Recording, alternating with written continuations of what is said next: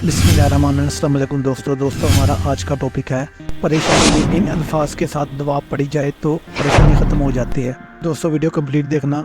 मौला अली शेर खुदा ने फरमाया, हम अल्लाह ताला से सवाल करते हैं कि वो हम पर एहसन को कामिल फरमाए और हम इसके सच्चे दिन की रस्सी को मजबूती से पकड़े रहें। दोस्तों मौला अली शेर खुदा फरमाते हैं, दुश्मन पर एहसान करना एक तरह की बड़ी कामयाबी, जिक्र खैर एक बहुत उम्दा गनीमत, नेक औलाद एक अच्छा जिक्र, तौफीक इज़्ज़ती एक नहायत अच्छा हिस्सा और तवाज़े बहुत उम्दा शराफत है। इमाम अली अलैहिस्सलाम फरमाते हैं, एहसान करने से लोग गुलाम और हुस्न सीरत से साथी मानूस हो जाते हैं। दोस्तों शेर खुदा हज़रत अली अलैहिस्सलाम फरमाते हैं, जो शख्स तलब और सवाल के बगैर अता करता है और सवाए जितलाने के अपनी नेकी को कामल कर देता है, एहसान को दर्जा कमाल तक पहुंचा देता है।